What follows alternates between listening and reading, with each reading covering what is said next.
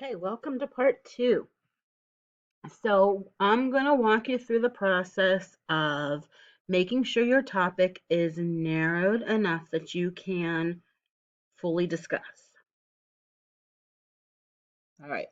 So if you have to write something about animals, let's say you're talking about what animal you find most interesting.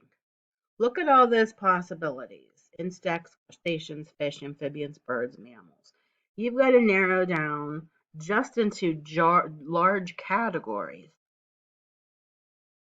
Because if you started writing about animals, you would write now until your hand fell off. Okay? So look at all these possibilities here. So let's say no to the butterfly, crab, fish, okay, toad, no frog, no bird. Like, no, thank you. So by narrowing those down, then we've taken off insects, crustaceans, fish, amphibians, and birds. So now you've narrowed your focus one level to mammals. Right? Can you write about mammals? No, that is far too broad. Okay. So now you kind of narrow the focus. We've got herbivores and carnivores. So you got to decide, well, what am I going to do here? So if we go back to all of our possibilities, you're like, no squirrel, no bunny, yak, antelope. You're like, no thank you to any of those. I'm not into those. So that gets rid of the herbivores. So now you're focusing on carnivores. Could you write about carnivores? Probably not. Still pretty broad. Okay. So if you take your carnivores, sorry for the crazy formatting here, felines, canines, bears.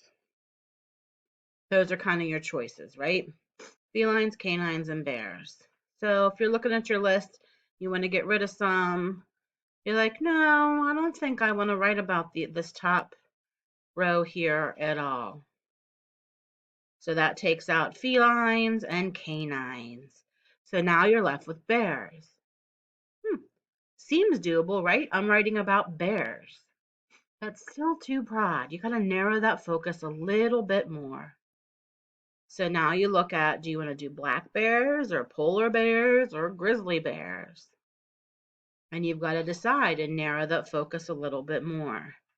So if you say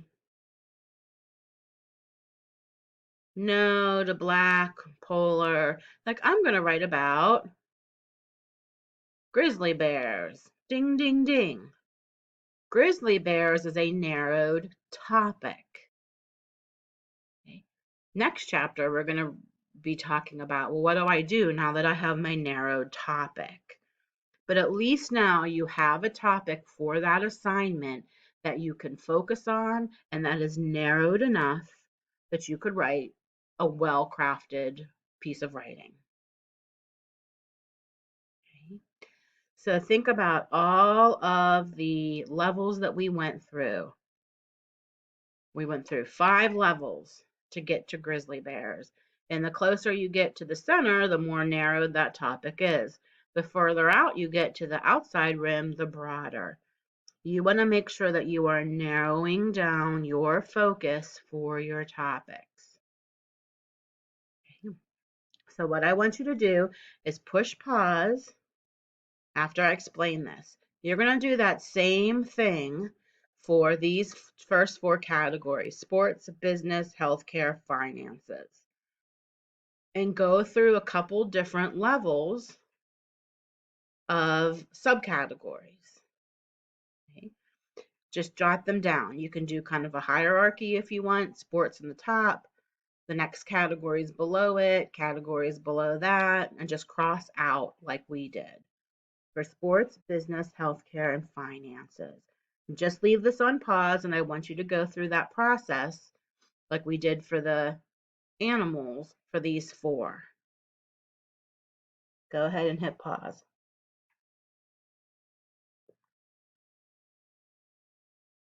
Okay, welcome back. So now there's an assignment in Blackboard called narrowing topics. and it's practice in the textbook plus an additional practice that I created. So you're going to work through that and submit it to me on Blackboard for a grade. So pause again, work through that assignment, submit it, and then come back.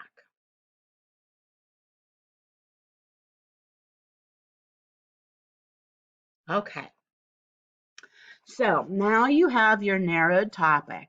You've only just begun this writing process. I promise it'll be worth it. Okay?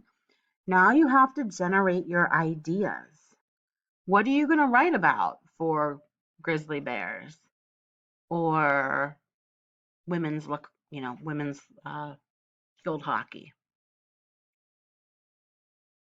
You have to keep working with your pre-writing strategy so you can generate those ideas that you can pick from to actually write your draft. There are some guidelines. Okay. You want to use pre-writing at the beginning of the writing process. If you get stuck, you can go back and do pre-writing again at any point in time. When you pre-write, you write down everything that comes into your head. You don't judge anything in this. Like, oh, that's not even related. Who cares? Get it down on paper.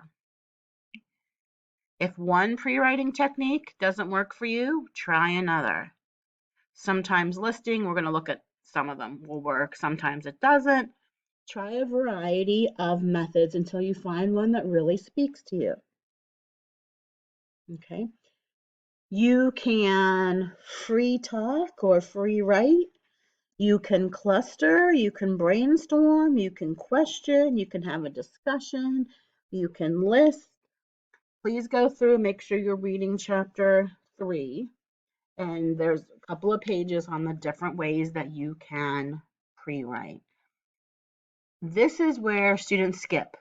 And this you can definitely tell when students don't generate ideas or they pick the first thing that pops into their head because it doesn't quite have the polish, it doesn't have the interest, it doesn't have the organization as other pieces of writing because you didn't take time to generate all the possible topics, all of the ideas, and then organize them and then write. So you want to make sure that you take 5 minutes of your time and pick one of these pre-writing strategies for each of the writing assignments that you're assigned and just get your ideas down. And don't feel like you have to pre-write and then jump right into the next stage. Give yourself some time to let your ideas percolate. 24 hours, 48 hours. Because your mind is still processing information even though it's not in the forefront of it. So you never know if you start a clustering and then you walk away from it for 24 hours and come back, you might have a lot more to add. But you want to make sure that you're picking and doing one of these pre-writing strategies. Once you do that, you have a ton to write about. Now you have more than you need. And now you're going to move on to the next step of the writing process and trying to figure out and organize which of those you're going to pick. But it's so much better to have more than less. So if you do pre-reading and pre-writing strategies, set yourself up for success by taking 5, 10, 15, 20 minutes and going through the process. Okay. If you have questions, you can come to my student hours and ask me anything that you need. But you want to go back and read chapter 3. Take notes as needed, get your ideas organized, use these strategies. Go in and do some pre-reading before you read.